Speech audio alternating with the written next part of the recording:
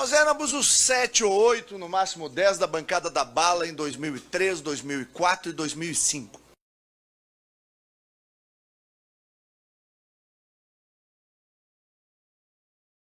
Quando o famigerado Estatuto de Desarmamento, porque era um projeto de poder que o PT tinha, junto com o Foro de São Paulo, para a América Latina, e precisava desarmar a população. Uma grande rede de televisão entrou junto nessa conversa, sabe lá por que interesse.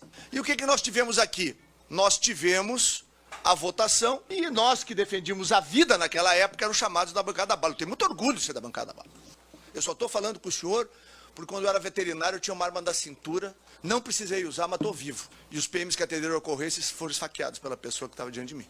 Vou contar, por exemplo, a história da vovó, da padaria da vovó em São Lourenço do Sul, 77 anos.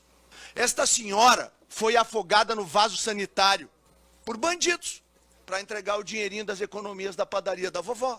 A mesma dupla, um ano depois, tentou agredi-la de novo. Quando eles entraram no estabelecimento, ela tinha um 38, ela disparou, um deitou, o outro fugiu.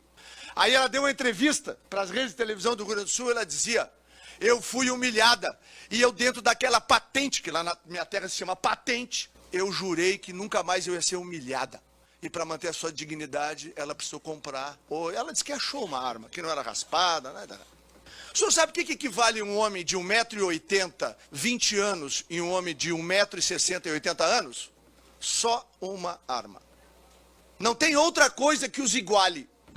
E aí, houve um ministro no governo Lula, que já é falecido, Dr. Márcio Tomás Bastos, que após o governo brasileiro, que governo não, a sociedade brasileira pagou o referendo.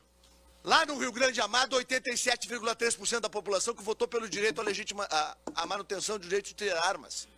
No Brasil, 63,4%. Ministro, nenhum presidente no Brasil foi eleito com esse número de votos. E o que fez o ministro Márcio Tomás Bastos? Chamou as ONGs, mas equivocadamente a assessoria chamou uma que era do nosso campo. E a palavra do ministro, quando abriu a reunião, é: perdemos o referendo e não esperávamos. E quer eles queiram ou não queiram eles, era a sociedade brasileira. Nós vamos desarmá-los. E aí fez uma portaria que estabelece a discricionariedade na aplicação do Estatuto do Desarmamento, decisão política. E hoje, desde o governo Lula, e governo Dilma, e governo Temer, bota uma plaquinha imaginária na porta da casa de cada homem e cada mulher do Brasil. Pode entrar que não tem como se defender, ministro. E o homem do campo, ministro? Na minha terra, tem propriedade rural a 80 quilômetros da sede. Como é que a polícia chega? Aliás, a Briosa Brigada Militar tem 180 anos comemorados no último sábado, que é uma das forças policiais mais respeitadas e admiradas do país. Graças a Deus o senhor não falou da brigada. Por senão nós ia brigar feio aqui. Muito feio. E eu quero defender o direito à legítima defesa. Porque nós estamos numa guerra, ministro. 50 mil mortos no Brasil. O conflito árabe-israelense, que tem milhares de anos, nos últimos 20 anos não morreram 10 mil pessoas. Com bomba, com todas aquelas coisas que nós assistimos lá. No Brasil, ministro, o policial puxa da arma e conta 1, 2, 3, 4, 5 segundos a disparar. Por isso que eles morrem feito mosca. Porque no Brasil não tem a exclusão de licitude formatada em lei.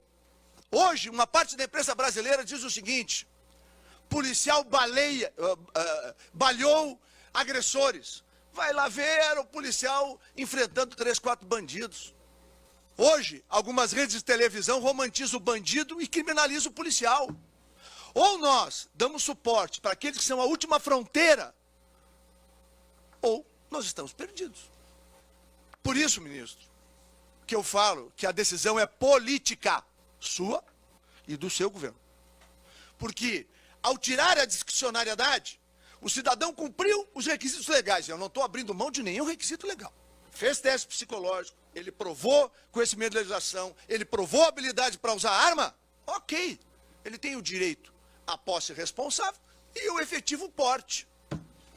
Eu tenho porte, eu me submeto como qualquer cidadão, porque eu fiz uma escolha. Eu morro lutando. Na minha casa ninguém toca nos meus filhos. E este é um direito inalienável.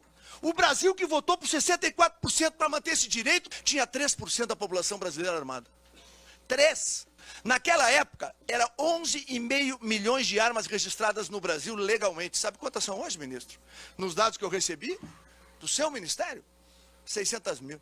Foram devolvidas nas campanhas de desarmamento em torno de mais ou menos 1,5 milhão de armas, ou um pouco mais, um pouco menos do que isso. Vamos deixar no razoável que tem 9 milhões de famílias no Brasil hoje que tem uma arma dentro de casa. Se o bandido entrar, ela atira no bandido. Ou atira para cima, espanta na propriedade rural. Sabe o que acontece? O bandido vai embora e fica livre. E sabe quem é que a polícia tem que prender? O dono da casa, a dona da casa, a vovó.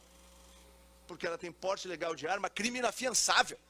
Isso é um absurdo, ministro. Um Estado que não nos dá segurança, um Estado que desprestigia suas polícias, que recebe dinheiro do povo para dar segurança e não dá. Esse Estado ainda lhe tira um mecanismo de defesa. Isso é profundamente injusto, isso é inaceitável. Foram ouvir a população brasileira.